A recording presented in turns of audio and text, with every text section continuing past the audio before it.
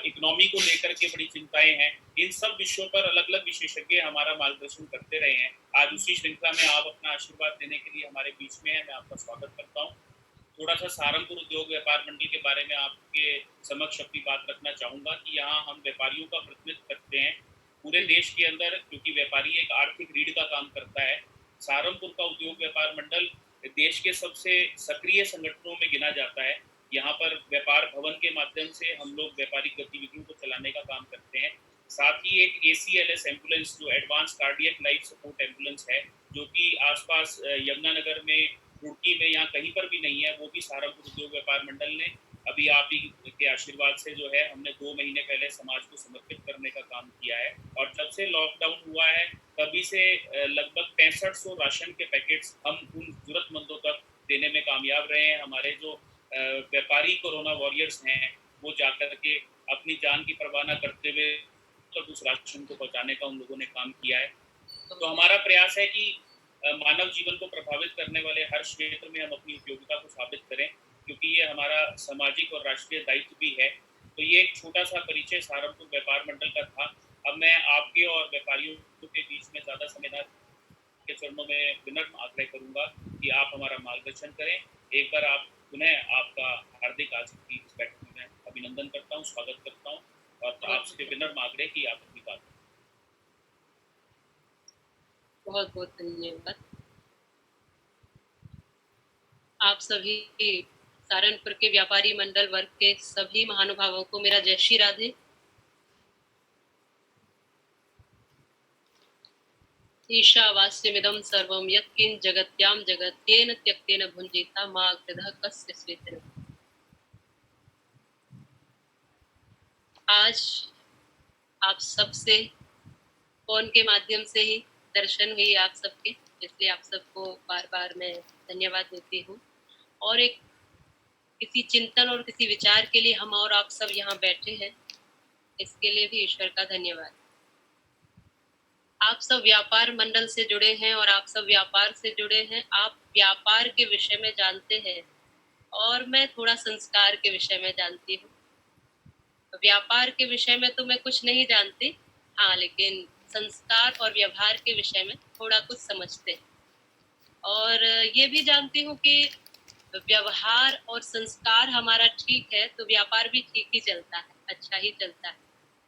और केवल व्यापार नहीं, हमारा परिवार और ये पूरा संसार ही ठीक हो जाता है। तो आप सब जो भी जुड़े हैं, आप सबका पहली बार दर्शन हो रहा है, तो बहुत बहुत धन्यवाद है। और विषय है ही ऐसा, समय है ही ऐसा, संकट है, मुश्किल है, परेशानी है, चुनौती है, हम सबके सामने, देश ही नहीं पूरी दुनिया के सामने। और मैं भी आपको 1-2 दिन मैंने देखा सुना कुछ संतों को, तो आप विभिन्न विषयों पे संतों का परामर्श भी ले रहे हैं, आशीर्वाद भी ले रहे हैं और अनेकों विषयों पे चर्चा भी हो रही है। वैसे एक समय था जब कोई किसी को सुनना नहीं चाहता था, क्योंकि समय नहीं था किसी के पास, पर अब सबके पास समय है। किसी से पूछो तो कहते हैं खूब समय है, भरपूर समय। पर इस समय का भी सदुपयोग करना हर एक व्यक्ति को जानकारी नहीं। समय सबके पास भरपूर है, पर सदुपयोग हम सब करें। हर एक मुश्किल मुझे लगता है कि कुछ न कुछ सीख देकर जाती है, अगर बारीकी से देखा जाएगा, कुछ न कुछ सिखाकर ही जाती है। हम आसानी से जीवन हम सब जीते जा रहे हैं, आसानी से जीते जा रहे हैं, तो सभी खुश हैं। लेकिन कभी थोड़ी सी विपरीत परिस्थिति आई तो हम मुरझा जाते हैं, हम थोड़ा सा मुरझा जाते हैं, और कुछ तो बहुत मुरझा जाते हैं, कुछ तो बहुत हताश हो जाते हैं। मैं अपनी बात को कुछ आगे बढ़ाऊं तो मैं ये कहूंगी आप सभी को कि वह पथ क्या, पथिक कुशलता क्या, जिस पथ पर बिखरे शूल न हो, नाविक की धैर्य कुशलता क्या, जब धाराएं प्रतिकूल न हो। निश्चित रूप से आज ऐसा लगता है कि हम सब बंद हैं और आगे भविष्य का क्या होगा, वर्तमान भी विचलित है। और जैसा कि आपने कहा कि बच्चों के भविष्य को लेकर भी चिंता है, हमें हमारे व्यापार को लेकर भी चिंता है, हमें अपने समाज को लेकर भी चिंता है और हर एक व्यक्ति को अपने स्वास्थ्य को लेकर भी चिंता है। तो इस समय में अनेकों परामर्श आपको सबको दिए जा रहे हैं, आप स्वयं चिंतनशील हैं और चिंतन कर सकते हैं। मैं आध्यात्म के विषय में कुछ रुचि रखती हूँ और कुछ समझने समझाने का प्रयास करती हूँ। ऐसे विपरीत समय में जहाँ कोरोना जैसी महामारी है, वहाँ मुझे लगता है कि ये जो कोरोना है वो कई बार शरीर में आ जाए तो निकल भी जाएगा, ठीक भी हो जाएगा, पर ये जो हमारे दिमाग में आ गया तो बड़ा मुश्किल है इसको निकालना। माने ये जो डर है, ये जो मुश्किल है, इस डर का सामना तो हम कर सकते हैं, पर ये हमारे ऊपर हावी नहीं होना चाहिए।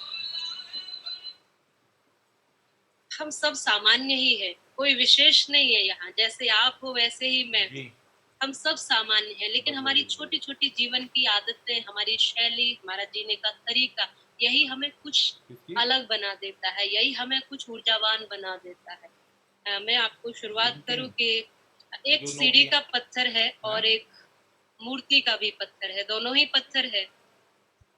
सीढ़ी लिंक्डइन का जो पत्थर होता है मूर्ति के वो पत्थर से होता है ना पूछता है कि वो तुम में और नौकरियों मुझ में के लिए। अंतर। भी बहुत सारे सवाल होंगे, बहुत सारे हमारे भाई बंधु महानुभाव जुड़े हुए हैं, तो कुछ मन में भाव है तो मैं उस भाव पर विचार रखना चाहूंगी। वैसे तो जैसा आपको शायद बताया था कि राम कथा और भागवत कथा करते हैं, तो आध्यात्म जीवन में बड़ा श्रेष्ठ है। जीवन में बाहर क्या हो रहा है ये हमें तब तक विचलित नहीं करता जब तक हम अपने आप को भीतर से संभाले हुए। बाहर की परिस्थितियां क्या हैं ये आपके भीतर की परिस्थितियों पर निर्भर नहीं करती। जैसे कि आप खुश हैं तो आप बाहर भी खुशी का वातावरण रख सकते हो, और आप ही परेशान हैं तो बाहर चाहे कितनी भी खुशियां बटी हो, बाहर से आपको कोई मतलब नहीं है। मैंने लिखी थी कुछ लाइनें कि वह हंसाएगा क्या औरों को, पुष्प जो स्वयं खिलता नहीं, वह जलाएगा क्या औरों को, दीप जो स्वयं जलता नहीं, वो दुनिया को संभालेंगे कैसे जिनसे अपना ही दामन संभलता नहीं। तो आज समय है भाई विवेक जी और हमारे सभी भाई सुनील जी और सभी हमारे भाइयों के लिए, हमारी बहनों के लिए, सभी देश के वासियों के लिए समय है कि खुद के भीतर से ऊर्जा को पहचाने, अपनी शक्तियों को पहचाने। ठीक है, हाँ ये मानते हैं कि देश का नुकसान है, और देश का ही नहीं दुनिया का नुकसान है, आर्थिक दृष्टि से है, कहीं ना कहीं सामाजिक दृष्टि से है, पर एक बात आप समझेंगे कि धार्मिक दृष्टि से, संस्कारों की दृष्टि से, संस्कृतियों की दृष्टि से कहीं ना कहीं हम इस चीज को समझ रहे हैं। अब जो लोग, मुझे कई बार देखने में आता है कि जो लोग कभी भगवान के सामने हाथ नहीं जोड़ते थे वो अब डर की वजह से प्रार्थनाएं कर रहे हैं, कहीं ना कहीं। तो डर ही सही कहीं ना कहीं हमें भगवान के सामने हाथ जोड़ने को मजबूर कर रहा। तो आप सभी से ऐसा निवेदन है, आप स्वयं को थोड़ा पहचानें। कुछ आगे छलांग लगाने के लिए आप जानते हो कि थोड़ा पीछे होना पड़ता है। बड़ी छलांग तभी लगाई जाती है जब थोड़ा सा ठहराव लाना पड़ता है, थोड़ा पीछे होना पड़ता है। तो मायूस न हो, उदास न हो, हताश न हो, ऐसा समझ लो कि हम थोड़ा सा पीछे हट रहे हैं, इसलिए क्योंकि हमें बहुत आगे जाना है, हमें बहुत मजबूती के साथ आगे बढ़ना। कुछ मन में अगर भाव हो, विचार हो, तो आप सभी रख सकते हैं। आप केवल दर्शक नहीं है, केवल श्रोता नहीं है, ये समय एक संवाद का है जिसमें आप भी समझे, आप भी बोले और कुछ हम भी समझे। तो आप कुछ अपना विषय, अपना संवाद, कुछ भी भाव रख सकते हो, और इस समय में आपका अनुभव भी रख सकते हो। आप सभी से निवेदन है, क्योंकि केवल ये प्रवचन नहीं है कि मैं बोलती जाऊं आप सुनते जाए, ये समझने का विषय है, ये समझने का समय है, केवल बोलने और सुनने का। तो कुछ आप भी विषय रख सकते हैं जी। मैं आग्रह करूंगा राजेंद्र गुप्ता जी से कि वो अपनी कुछ बात रखें। आदरणीय राजेंद्र गुप्ता। परम पूजनीय, परम आदरणीय, परम श्रद्धेय देवी जी को मेरा कोटि कोटि प्रणाम। सभी व्यापारियों की ओर से कोटि कोटि प्रणाम।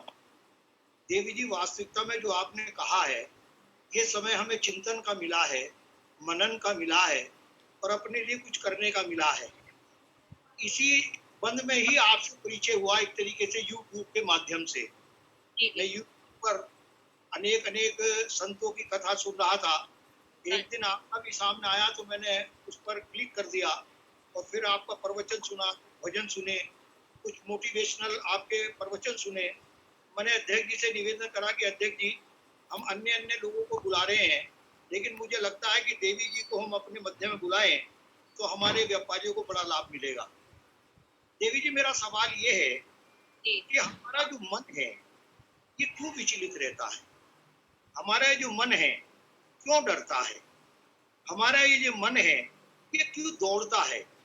इसमें स्थायित्व कैसे आएगा? क्या ऐसा हम करें कि हमें जो समय मिला है इसके बाद हम एक ऐसा अभ्यास करें कि हम इस मन को पकड़ सकें, इस मन को अपने काबू में कर सकें, इसके डर को कम कर सकें।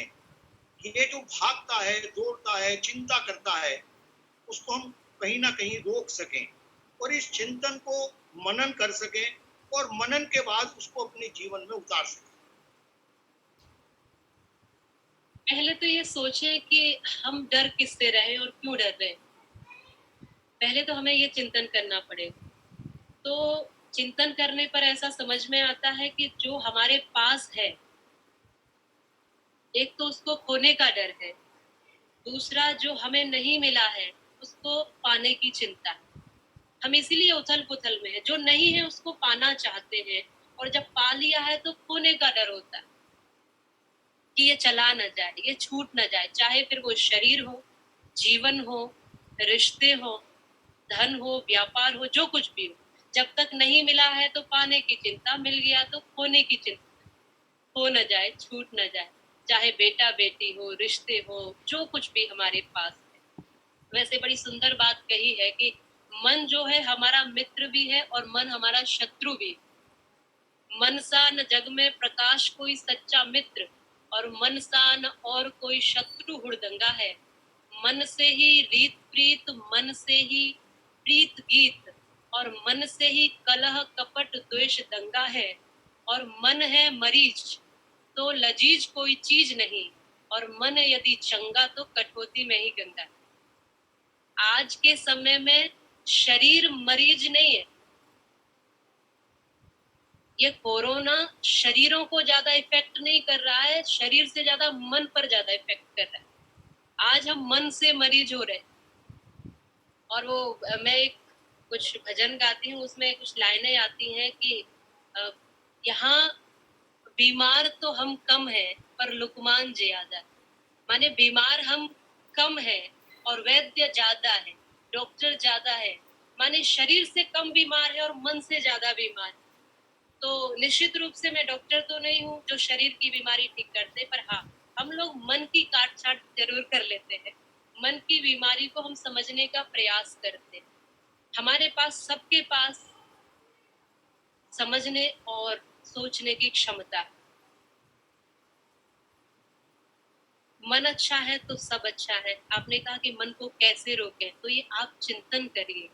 एक दिन की बात नहीं है, ये धीरे धीरे धीरे धीरे अभ्यास से, ये 2 महीने, ये इतना सारा समय हमको मिला है। हम क्या करते हैं, एक दिन कुछ प्रयास करते हैं, जैसे कि पूजा में बैठे, ध्यान में बैठे, साधना में बैठे, कुछ पढ़ने के लिए बैठे, अपने परिवार के साथ बैठे, कहीं पर भी बैठे तो 1 दिन 2 दिन 3 दिन प्रयास करेंगे कि पूरी तरह उनके साथ हो जाए। लेकिन कहीं ना कहीं ये मन फिर हमें दूसरी जगह ले जाता है। तो ये एक दिन से तो नहीं होगा, ये हमें रोज करना पड़ेगा। उदाहरण के लिए कि जब एक छोटा बच्चा होता है तो वो जब चलना शुरू करता है तो थोड़ा 1-2 कदम आगे बढ़ाता है। वो भी अपने आप नहीं, उसकी माँ उसको सहारा देती है, हाथ पकड़ती है, उंगली पकड़ती है और आगे एक-एक कदम बढ़ाती है। धीरे-धीरे वो 1-2 कदम आगे बढ़ाता है और माँ उसको जैसे ही छोड़ती है वो गिर जाता है। फिर माँ उसको सहारा देती है, फिर वो गिरता है और धीरे-धीरे पैरों में मजबूती आती है, फिर माँ दूर खड़ी हो जाती है और अपने हाथ खोल देती है और फिर वो अपने आप आता है, कभी गिरता है, कभी उठता है और माँ के पास आ जाता है। और ऐसा करते हुए कहीं न कहीं वो बालक हम और आप सब थे और ऐसा करते हुए आज हम अपने आप को देखें कि आज हम चल ही नहीं, दौड़ भी सकते हैं और ऊँची से ऊँची चढ़ाई भी चढ़ सकते हैं, बड़े से बड़े पहाड़ पर भी चढ़ सकते हैं। माने हमारे पैरों में मजबूती कैसे आई, हम खड़े होने कैसे लगे, हम चलने कैसे लगे, जरा सोचें तो पता चलेगा कि एक दिन के प्रयास से नहीं, बार बार निरंतर बार बार प्रयास किया। कोई बुरी आदतें है, कोई मन में विकार है, कोई मन में कमजोरी है, तो इसको निकालने के लिए भी हो सकता है हमें समय लगे, एक दिन, 2 दिन, महीना, 2 महीने, साल, 2 साल। लेकिन जैसे हमने भोजन का समय बनाया है, जैसे और कार्यों के लिए समय बनाया है, हमें अपने मन को समझने के लिए और मन को मजबूत करने के लिए भी धीरे धीरे धीरे धीरे समय निकालना पड़ेगा। रोज अभ्यास और वैराग्य, शास्त्रों में यही 2 शब्द कहे हैं कि अभ्यास करना है, और धीरे धीरे अभ्यास करोगे तो ये मन ऐसा हो जाएगा, फिर बाहर क्या होता है ज्यादा फर्क नहीं पड़ता, आपके भीतर जो है वो पूरा का पूरा अमृत है, पूरा का पूरा ईश्वर है, पूरा पूरा महासागर आपके भीतर है, आनंद का भंडार आपके भीतर है। मैंने कई बार लोगों को सुना है ये कहते हुए कि मैं इसकी वजह से दुखी हूँ, मैं पत्नी की वजह से दुखी हूँ, मैं पुत्र की वजह से दुखी हूँ, पत्नी कहती है मैं पति की वजह से परेशान हूँ, या पड़ोसी की वजह से परेशान है, या मैं अपने व्यापार की वजह से परेशान हूँ, या मैं कुछ कमी रह गई इस वजह से परेशान हूँ। लेकिन सच ये है कि कोई भी व्यक्ति इस दुनिया में अपनी वजह से ही परेशान होता है, किसी की वजह से परेशान नहीं। कोई भी समस्या, कोई भी मुश्किल, कोई भी बाहरी वस्तु, कोई भी आपको तब तक विचलित नहीं कर सकते जब तक आप स्वयं विचलित ना हो। ऐसी अवस्था एक दिन में नहीं बनती, धीरे धीरे बनानी पड़ती है, लेकिन ऐसा भी नहीं कि नहीं बन सकती। हर एक व्यक्ति उस तरह का बन सकता है, हर एक व्यक्ति बन सकता है। तो हमारी समस्याओं का कारण भी हम हैं और हमारी खुशियों का भी कारण हम हैं। तो ना कभी अपनी समस्या के लिए किसी को दोषारोपण दें और ना अपनी कमजोरियों के लिए किसी को दोषारोपण दें। आपकी खुशी भी आपसे है, आपका जो कुछ भी है वो सब आपसे ही है। तो मन भी मजबूत होगा भाई साहब, और आपकी तो उम्र भी काफी है, तो अब तो मुझे लगता है मन मजबूत कर ही लेना चाहिए। और इस समय में तो वही कटौती में गंगा तभी आएगी जब मन चंगा रहे, है ना। तो अभी तक मन को मजबूत करना चाहिए, और चलो जो समय है उसमें ही मजबूत कर लिया जाए। तो इसके लिए कुछ बहुत ज्यादा नहीं करना है, रोज थोड़ी देर अपने आप को महसूस करना कि मैं कौन हूँ, मैं कहाँ से आया हूँ और मुझे क्या करना है। और जितने भी हमारे भाई बंधु, हमारी बहनें भी हैं, तो जो भी हमें सुन रहे हैं, मैं आप सबसे कहना चाहती हूँ या पूछना चाहती हूँ कि जैसे भाई साहब ने कहा कि कुछ मोटिवेशनल हमें स्पीच दें, या कुछ हमें ऐसी प्रेरक या कुछ ऐसी प्रेरणा मिले जिससे कि हम निराश और उदास जो जीवन में कहीं ना कहीं है उससे बाहर निकले। तो मैं आपसे प्रश्न करती हूँ कि आपने चिंतन किया होगा इतने दिनों में कि जीवन में सबसे बड़ा मोटिवेशनल क्या है। मैं आप सबसे पूछती हूँ, अपने अपने अनुसार आप चिंतन करें कि जीवन में सबसे बड़ी प्रेरणा क्या हो सकती है। तो आप मुझे अपने जवाब दे सकते हैं। देवी जी एक्चुअली सभी ना म्यूट हैं, केवल हम आपको सुन रहे हैं, और गुप्ता जी क्योंकि प्रश्न पूछ रहे हैं तो वो ही सब देंगे, क्योंकि वो सभी का प्रतिनिधित्व करते हैं, तो वही इस बात का जवाब दे। मैं गुप्ता जी से आग्रह करूंगा कि कृपया वो जवाब दें। हाँ, आप भी दे सकते हैं, आप युवा है और इस विषय पर चिंतन होना भी चाहिए, क्योंकि देखो एक उस अवस्था में तो हम सभी चिंतन कर लेते हैं। मैं कहती हूँ ना कि समय के अनुसार तो हर व्यक्ति बदल ही जाता है, धार्मिक हो ही जाता है, लेकिन ये जो अवस्था है, मैं हमेशा कहती हूँ कि जवानी एक हवा का झोंका है, जवानी कागज की नौका है, और जो कुछ करना है जवानी में ही कर लो, क्योंकि जवानी ही कुछ बेहतरीन करने का मौका है, कुछ बेहतरीन करने।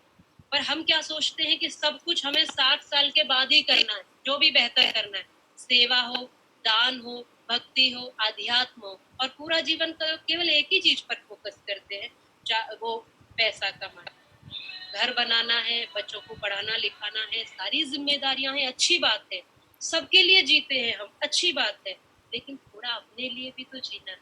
और समय निकलने के बाद वो कहते हैं ना कि होश आता है बशर को उम्र ढल जाने के बाद, और वक्त की कीमत समझता वक्त के जाने के बाद। जब बदलने का समय था तब तो तू बदला नहीं, अब जो बदला क्या हुआ, सब कुछ बदल जाने के बाद। आज तो बेमोल तुझको दे रहे हैं दात सब, पर लोग जाने क्या कहेंगे कल तेरे जाने के बाद। तो बहुत इस बढ़िया। पर थोड़ा सा विचार करें कि जीवन की सबसे बड़ी प्रेरणा क्या हो सकती है। पैसा, रिश्ते, नाते, सक्सेस, या जो भी आपका गोल या जो भी आप समझते हो, क्या हो सकता है आपके विचार से। मैं देवी मैं की राज निवेदन हूँ। जी जी अध्यक्ष जी। जी आप क्या, नहीं बताइए गुप्ता जी, आप बताइए। मैं देवी जी निवेदन कर दूं। मैंने ये प्रश्न अपने लिए नहीं पूछा। मैंने तो अपने जीवन को, चूंकि मैं वानप्रस्थी हूँ और मेरा तो अपना एक टाइम टेबल है, लगभग 7-8 घंटे में क्या नाम, जाप, ध्यान और प्रवचन सुनना, भजन सुनना, और मैं केवल यही सब काम करता हूँ। ये तो मैंने और लोगों के लिए पूछा था। मैंने तो अपने शुरू में ये गोल बनाए थे कि मुझे इतने वर्ष में गृहस्थ आश्रम रखना है, इतने वर्ष के बाद मुझे वानप्रस्थ आश्रम रखना है। सभी चीज लगभग छोड़ दी है। ये प्रश्न मैंने अपने व्यापारियों के लिए पूछा था कि हमारे व्यापारी जो है, आपने जिस चिंता की बात करी, वास्तविकता में यही है कि हमारे लिए हर एज का एक गोल है। जब हमारी एज 50 साल तक है तो हमारा गोल है पैसा कमाना।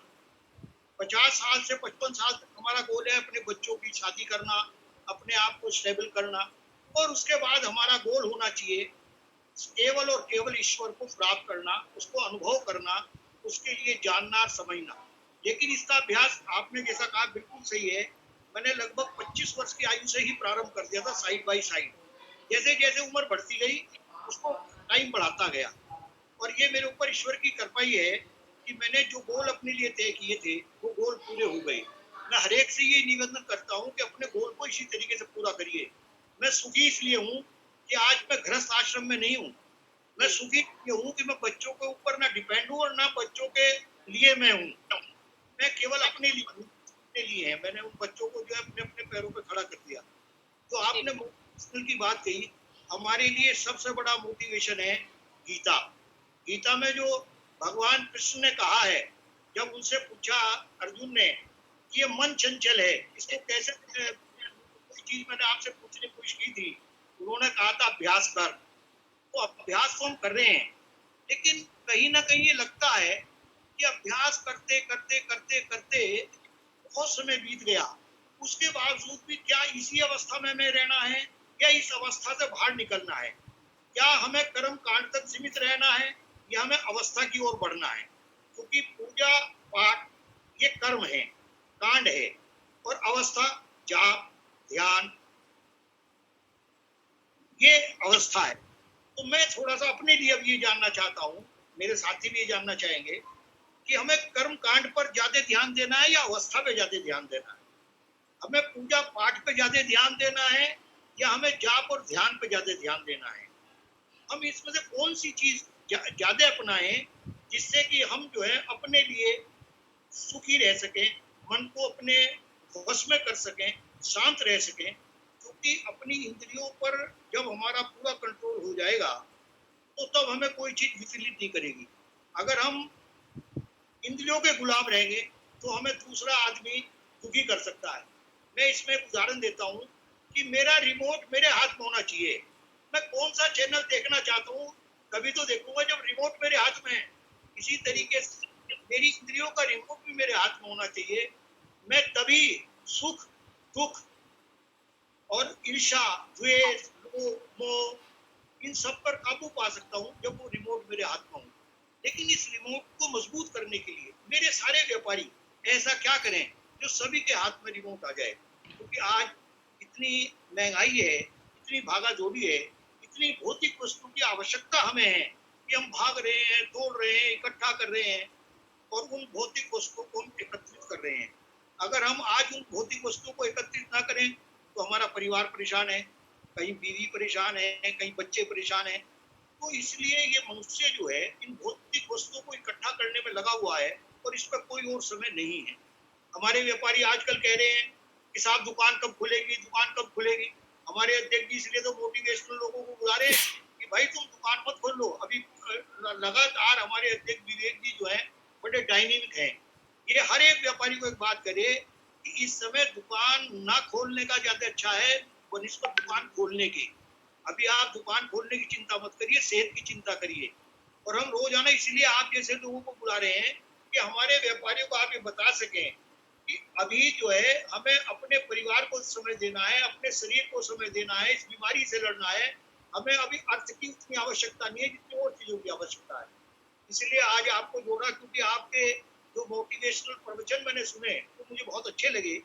आपने पति पत्नी के बीच में भी कई बातें कही हैं, सास बहू के बीच में कई बातें कही हैं। तो उस तरह की चीजें हमारे हमारे जो भी बहनें भी जुड़ी हुई हैं, माताएं भी जुड़ी हैं, उन सब विषयों पे आप थोड़ा थोड़ा बात रखें जिससे कि हमारे व्यापारी लाभ ले सकें। धन्यवाद। विषय तो ज्ञान का अथाह सागर है। और आपने अच्छी बात कही कि दुकान खोल रहे हैं या सोच रहे हैं, तो मैं भी यही कहूंगी कि दुकान का ताला खोलने से ज्यादा जरूरी अपने भीतर का ताला खोलना इस समय, और ये समझना कि जीवन महत्वपूर्ण है या जीवन में धन महत्वपूर्ण है इस समय। हो सकता है कि इस समय के अनुसार परिवार को चलाने के लिए, शरीर को, जीवन को चलाने के लिए साधनों की आवश्यकता तो होती ही है, हम सब जानते हैं। ऐसा नहीं है कि इसकी आवश्यकता नहीं है। जो लोग कहते हैं कि जरूरी ही नहीं है जीवन में पैसा, धन जरूरी ही नहीं है, तो वो झूठ ही कहते हैं। वो खुद को ऐसे ही समझा रहे होते हैं और दुनिया को भी ऐसे ही समझा रहे होते हैं, क्योंकि जो जरूरत है वो तो है ही। लेकिन समय और अवस्था देखें कि किस समय क्या जरूरी है। उदाहरण के लिए एक शब्द के कई कई अर्थ होते हैं। तो किसी ने एक को कहा कि सैंधव लेकर आओ, सैंधव लेकर आओ। तो सैंधव के दो अर्थ होते हैं, सैंधव शब्द के, नमक भी और घोड़ा भी। तो सामने वाले को अब क्या लेकर आना चाहिए, ये परिस्थिति और स्थिति देखनी है। घोड़ा या नमक विषय ये नहीं है, अर्थ तो दो है। सैंधव घोड़े को भी कहते हैं, नमक को भी कहते हैं। पर अभी यहाँ देखना ये चाहिए कि यदि व्यक्ति भोजन करने बैठा है तो नमक लेकर आए, और यात्रा पर जा रहा है तो घोड़ा लेकर के आए। वैसे ही दुकान खोलनी भी जरूरी है, हर एक कार्य जरूरी है। पर इस समय में सबसे पहले जीवन को सुरक्षित रखना जरूरी है, अपना और अपने परिवार का ध्यान रखना जरूरी है। और जो सही समय मिला है उसका सदुपयोग करना जरूरी है। और जो नियम सरकारों के द्वारा हमें बताए जा रहे हैं हमारे ही भले के लिए, उसको मानना जरूरी है। और हम ऐसे हो गए हैं, सच कहूँ तो मुझे कहना पड़ता है, शायद कड़वा लगता है कई बार लोगों को, कि हम ऐसे ढीठ हो गए हैं कि ईश्वर ने जो नियम बनाए ना तो हम उस नियम में रहना चाहते हैं, और वैसे ही यहाँ भी संविधान में कुछ नियम बनाए जाते हैं ना हम उस नियम में कभी रहे। और जब हम नियमों को तोड़ते हैं तो स्वयं ही दुखी होते हैं। शास्त्र क्या है, जैसे आपने अभी गीता का वर्णन किया, तो ये गीता हो, भागवत हो, रामचरितमानस या रामायण हो, उपनिषद हो, वहां से और ऊंची बात वेद हो, कुछ भी शास्त्र हो, ये है क्या? जैसे हमारे देश को चलाने के लिए कुछ नियम है, वैसे ही जीवन को चलाने के लिए भी ऋषियों ने कुछ नियम इन शास्त्रों में दिए हैं कि ये करना है, ये नहीं करना है। विधि और निषेध, इसको दो नाम दिए। अब तो ये सोचिए ना कि इस समय क्या जरूरी है। अभी दुकान खोल, अभी शराब पीना जरूरी है क्या? अब मैं देख रही हूँ लाइनों में लगे हैं लोग, ये जरूरी नहीं है इस समय। उसकी दुकान खुल गई, ठीक है, लेकिन अब ये हमें क्या करना है इस समय, ये हमें सोचना चाहिए हम सबको। समय आएगा, सबकी दुकानें भी खुलेंगी, व्यापार भी अच्छा होगा, सब कुछ बचेगा। मैं सबसे हाथ जोड़कर निवेदन करती हूँ, जीवन बचेगा तो सब कुछ बचेगा। जीवन है तो सब कुछ है, जीवन से बड़ा कुछ नहीं। और हम हमेशा जीवन को खतरे में डालते हुए आए हैं। हमेशा हमने अपने दिनचर्या को डिस्टर्ब किया केवल इस भागदौड़ के चक्कर में। अगर हम चाहें तो जीवन में हम नियम बना सकते हैं, और हमारे नियम से हमारा जीवन बहुत बेहतर हो सकता है। बाकी जो मैंने पूछा था कि जीवन का सबसे बड़ा मोटिवेशनल क्या है, प्रेरणा क्या है, जीवन की सबसे बड़ी प्रेरणा है, सच कहूँ तो मृत्यु, जो हमेशा याद रखनी चाहिए। और जब वो याद रहती है तो जीवन हमेशा प्रेरणादायी बना रहता है, हमेशा जीवन एक अच्छे रास्ते पर लगा रहता है। कई बार हमारे संत कहते हैं कि अगर जीवन में कल्याण चाहते हो तो दो बातों को याद रखो, एक नारायण को और एक मृत्यु को। और यदि कभी ऐसी अवस्था आए कि इन दोनों में से एक को भूलना पड़े तो नारायण को भूल जाना, लेकिन मौत को मत भूल जाना। क्योंकि नारायण याद रहे तो जरूरी नहीं है मृत्यु याद रहेगी, लेकिन मृत्यु को याद रखोगे तो नारायण अपने आप याद रहे। आज घर घर में देख रहे हैं हम लोग जो हाथ भी नहीं जोड़ते थे, आज भजन पाठ पूजा में लगे हैं, यज्ञ कर रहे हैं, मन से, श्रद्धा से या अश्रद्धा से, वो अलग बात है, लेकिन कहीं ना कहीं वो इधर इस आध्यात्म की ओर आ रहे हैं। और केवल देश नहीं, दुनिया भी जिस इसका उदाहरण है। जो नमस्ते का कभी मजाक बनाते थे, आज नमस्ते कर रहे हैं, या अन्य जो भारत की शैली है वसुधैव कुटुंबकम की या विश्व शांति की, उस ओर हम आगे बढ़ रहे हैं। तो ये न देखें कि क्या कमी हो गई, और ये भी न सोचें कि क्या नुकसान हो रहा है। सोचना ये है कि हम क्या अच्छा कर सकते हैं और हमें क्या अच्छा करना है। क्योंकि नकारात्मक सोचने से कुछ बेहतर नहीं होता, कुछ सकारात्मक सोचने से बहुत कुछ अच्छा होता है। और मैं विश्वास रखती हूँ, जो बीत गया ना उसमें, और जो आने वाला है ना उसमें। क्योंकि मुझे नहीं पता कि आगे क्या होने वाला है, और जो बीत गया है वो हम सब उस दौर से निकल भी चुके हैं। लेकिन जो आज का पल है, अभी का पल है, वही मेरा पल है। मैं हमेशा लोगों से कहती हूँ कि हर एक पल को ऐसे जियो कि यही पल आखिरी है। तो कभी जीवन में उदास नहीं होंगे, निराश नहीं होंगे, हताश नहीं होंगे, क्योंकि हर एक पल आपका अपना होगा, यही पल हमारा अपना है। पर हम देखते हैं कि जब कहीं कुछ सुनने की बात आती है तो लोग ध्यान से सुनते नहीं, जब कुछ काम करने की बात आती, ध्यान की बड़ी कमी। हम जहाँ रहना चाहते हैं वहाँ रहते ही नहीं, और जहाँ होना चाहिए वहाँ भी नहीं होते। सबसे बड़ी जीवन की भक्ति यही है कि जो कार्य हम जिस समय कर रहे हैं उस कार्य को पूरी ईमानदारी से 100% दे करके करें, वही ईश्वर की साधना भक्ति हो जाती है। आध्यात्म की ओर पुनः लौटे। जी भाई साहब, सुन रहे हैं आप? मैं बिल्कुल बिल्कुल देवी जी, आपकी आवाज आ रही है। मैं आग्रह करूंगा, ऋषि कपूर जी कुछ कहना चाहते हैं। ऋषि कपूर जी कृपया अपनी बात रखें देवी जी। धन्यवाद देवी जी। जी जी नमस्कार देवी जी। जी मैं और नमस्कार। मेरा बेटा आपकी पूरी स्पीच को सुन रहे हैं जो आप दे रहे हैं। आपने कहा कि लोग डॉक्टर के, अभी हमारे किसी मित्र ने पूछा डॉक्टर साहब से कि पेशेंट की भीड़ क्यों कम होगी, तो उन्होंने कहा डर से। अभी आपने कहा कि भगवान के मंदिर में लोग जाने लगे, पूजा पाठ जाने के डर से। तो मेरा अपना सोचना है कि भगवान का डर से नहीं आना चाहिए। जब आप सबसे खुश हो, सबसे प्रसन्न हो, जब सबसे ज्यादा अपनी जिंदगी एंजॉय कर रहे हो, तब भगवान के पास जाना चाहिए। दुख में तो भगवान को हर कोई पूछता है।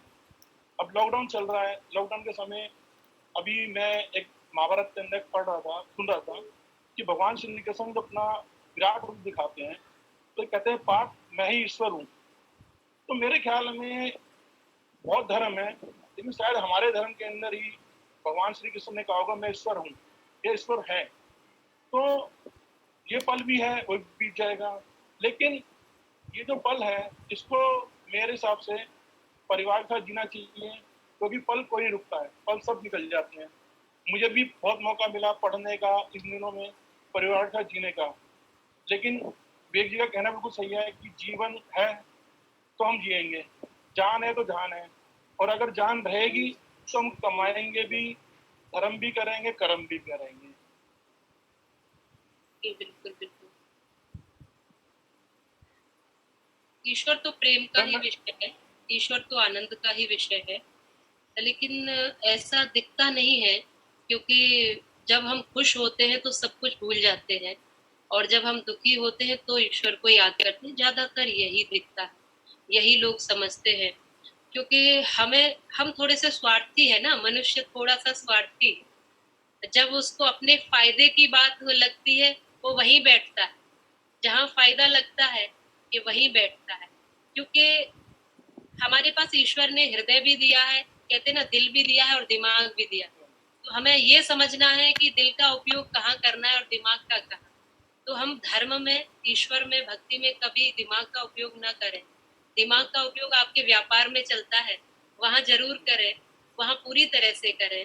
लेकिन जब प्रेम की, भक्ति की बात हो, जब परिवार की बात हो, जब रिश्तों की बात हो, जब अपनों की बात हो, तो वहां केवल दिल से बात की जाती है, हृदय से बात होती है। और हृदय की ही बात हृदय तक पहुंचती है। मैं ऐसा मानती हूँ कि दिमाग की बात दिमाग तक पहुंचती है और दिल की बात दिल तक पहुंचती है। तो हमारे साथ, हम सबके साथ ईश्वर है। और ऐसा नहीं है कि भक्ति माने हम अकेले बैठ गए और 4 घंटे तक एक कमरे में बंद हैं और फिर हम देख रहे हैं और लोगों को दिखा रहे हैं कि हम बहुत बड़े पूजा पाठ वाले हैं। ठीक है, साधु संत अपना पूरा जीवन साधना और समाधि में निकालते हैं, लेकिन एक सामान्य जो पारिवारिक व्यक्ति है, जिसका परिवार भी है, गृहस्थ भी है, जिसका समाज में उठना बैठना और जीवन को चलाना भी है, तो उसके लिए उसका हर एक कर्म पूजा हो सकता है। तो कई बार बताते हैं कथा कि कबीरदास जी तो दुकान चलाते थे और तराजू में कुछ तौलते हुए ही भक्ति कर लिया करते थे। तो उनके पास एक शिष्य आया, तो उसने वो दीक्षा लेना चाहता था, तो उसने देखा कि ये तो बस अपनी दुकान चला रहे हैं, ये तो तराजू में दिन भर तोला ताली का काम करते हैं, ये कैसे भक्त हो सकते, ये कैसे महापुरुष हो सकते हैं, मैं कैसे दीक्षा ले सकता हूँ इनसे। तो उसने कहा कि मैंने पूरे दिन कबीर जी आपको देखा और दिन भर देखता रहा, आपने तो 1 मिनट भी भक्ति नहीं करी, कैसे आपको गुरु बना लिया। तो कबीरदास जी ने कहा कि मैं हर एक तराजू के पलड़े पर ध्यान देता हूँ और ये ध्यान देता हूँ कि किसी में कम और ज्यादा ना हो जाए, कहीं कोई पलड़ा ऊपर और नीचे ना हो जाए, और हर एक पलड़े पर मैं राम नाम लेता हुआ अपने कर्म को सुचारू रूप से करता हूँ। तो भक्ति वही है, आप परिवार के साथ पूरी तरह से बैठते हैं, ये भक्ति बन जाता है। भोजन घर में बना रहे हैं और प्रेम से बना रहे हैं, तो ये भक्ति है। बड़ों के साथ बैठे हैं और पूरे मन से बैठे हैं, यही भक्ति है। भक्ति, हमने जीवन को एक जटिल बना दिया है, ये कोई ऐसा जटिल है नहीं, जीवन बड़ा सरल है, भक्ति भी बड़ी सरल है और ईश्वर भी बड़ा सरल है। हम जितना उलझाएंगे ये उलझता जाएगा और जितना सुलझाएंगे ये सुलझता जाएगा। मकड़ी का जाला स्वयं बुनते हैं और स्वयं फंसते हैं। सुखी वही है जो जीवन को सरल समझता है। कई बार शास्त्र उलझा भी देते हैं, लोग शास्त्रों की बड़ी बातें करते हैं, लेकिन शास्त्र इतना जटिल और गहरा है कि वो उलझा भी देता है। तो उलझना कहीं नहीं है। जो सदगुरु हैं, जो संत हैं, जो बड़े हैं, जिनको हम मानते हैं, उनके चरणों में यदि कोई समस्या है तो चरणों में बैठकर समाधान करें, और घर में कोई समस्या है तो हम सब मिलकर उसको समझाएं। और आज देश में समस्या है तो भी हम सबको ही इस पर चिंतन करना है और इसका समाधान भी धीरे धीरे निकल आ जाएगा। आज वैक्सीन नहीं है, दवा नहीं है, हम जानते हैं, लेकिन फिर भी 80% रोगी ठीक हो रहे हैं ना, ये मनोबल से भी ठीक होते हैं। और ये तो दुनिया ने माना कि भारतीयों के अंदर आत्मविश्वास अधिक होता है, क्योंकि भारतीय आध्यात्म में विश्वास रखता है, और जो आध्यात्म पर भरोसा रखता है, जो अपने ऊर्जाओं को पहचानता है, शायद बीमारियां उसका ज्यादा नुकसान नहीं करती हैं। तो रोग आ रहा है तो जाएगा भी, ये समय बड़ी सावधानी से जीने का है। और हम ईश्वर से प्रार्थना करते हैं आप सब, हम सब स्वस्थ रहे और फिर से अपने पहले जैसे जीवन में आगे बढ़ पाए, ऐसे ईश्वर से प्रार्थना। क्योंकि देवी जी समय भी हो रहा है, मैं केवल 1-2 लोगों के प्रश्न और इसमें चाहूंगा। बहुत सारे लोग प्रश्न पूछना चाहते हैं, लेकिन मैं 1-2 प्रश्न और चाहूंगा कि लोग कहें। सबसे पहले मदन लांबा जी, कृपया अपनी बात कहें। मदन लांबा जी, मदन जी आप अपनी तरफ से अनम्यूट करें पहले। हाँ, आप बताइए। आप। धन्यवाद अध्यक्ष जी। जय श्री कृष्ण, जय श्री राधे जी। जय श्री राधे। मेरा प्रश्न ये है कि मेरे हिसाब से जीवन का शाश्वत सत्य वो ऊर्जा है, और उसे प्राप्त करने के लिए हमेशा हमें संघर्षरत रहना चाहिए। बाकी कार्य तो हम अपने आप ही स्वयं ही हो जाएंगे। जय श्री कृष्ण, जय श्री राधे। तो आपके पास तो प्रश्न का उत्तर भी है। आपके पास प्रश्न ही नहीं, समाधान भी है, उत्तर भी है। और ऐसा नहीं है कि आपके पास ही उत्तर है या मेरे ही पास उत्तर है। मुझे ऐसा लगता है कि थोड़ा सा बारीकी से हम अपने साथ बैठे तो हमें हर प्रश्न का उत्तर मिल जाता है, हर प्रश्न का समाधान भी मिल जाता है, क्योंकि भीतर परमात्मा बैठा है, भीतर सारी ऊर्जाओं का स्रोत ईश्वर बैठा है। ये जितने भी शास्त्र, ये जितने भी ग्रंथ निकले हैं, ये सब भीतर से ही निकले हैं, और उन्हीं को पढ़ करके हम पुनः ऊर्जा लेते हैं, पुनः हम समझदारी की ओर बढ़ते हैं, सीख लेते हैं। तो जो कुछ भी है सब हमारे भीतर है, जहर भी यही है और अमृत भी यही है। तो हम चाहें तो विष भी यहाँ से निकाल सकते हैं, हम चाहे तो अमृत भी निकाल सकते हैं। तो कोशिश की जाए कि जिस विष से सबका नुकसान होगा तो ऐसे विष को नीलकंठ बन के दबा ही रहने देना चाहिए और अमृत की ओर हम सबको बढ़ना चाहिए, मिठास की ओर, प्रेम की ओर, आनंद की ओर बढ़ना चाहिए। मैं इसी बीच में गुलशन अनेजा जी से आग्रह करूंगा, कृपया वो अपना प्रश्न पूछें देवी जी से। गुलशन अनेजा जी। धन्यवाद अध्यक्ष जी। जी, धन्यवाद। मैं देवी जी को शत शत नमन करता हूँ और आज हमें बहुत अच्छे विचार आपके सुनने को मिले। मैं थोड़ा सा आपसे एक बात पूछना चाहता हूँ कि मैं समझता हूँ कि हर इंसान को आत्मचिंतन जरूर करना चाहिए कि जी, उस पे हर इंसान को आत्मचिंतन जी, जरूर करना चाहिए कि उस पे ये दुख क्यों आया, किस कारण से आया। मैं समझता हूँ अगर हम किसी को दुख देते हैं या किसी को कष्ट देते हैं तो हमें हमें दुख जरूर उसका मिलता है, हमें जरूर कष्ट होता है।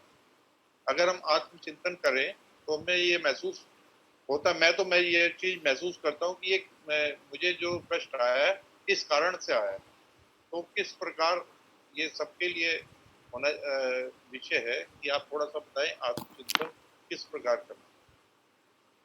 आत्मचिंतन माने खुद जी। से बातें, खुद जी। से बातें। यही संतों ने इस पर- कहा है कि दुनिया में उसने बड़ी बात कर ली जिसने अपने आप से मुलाकात करी। जी जी वही लोग खुश रहते हैं जो अपने साथ रहते हैं। हम पूरी दुनिया के साथ हमेशा रहते हैं लेकिन खुद के साथ 2 मिनट भी नहीं निकाल पाते। तो ये समय है हम सबके लिए कि अपने साथ होने का, खुद से प्रश्न करने का, खुद के भीतर से समाधान ढूंढने का और खुद के जीवन को एक अच्छे लक्ष्य की ओर ले जाने का। ये हम सबके लिए बेहतर समय है। क्या नकारात्मक हो रहा है, क्या मुश्किल है, ये हम सबको पता है। तो उस विषय पर ही बार बार चिंतन न करें। समस्याओं पर चिंतन करने से अच्छा है समाधान पर चिंतन करें, तो बेहतर होगा, अच्छा होगा और कहीं न कहीं नतीजे पर हम पहुंच पाए। धन्यवाद।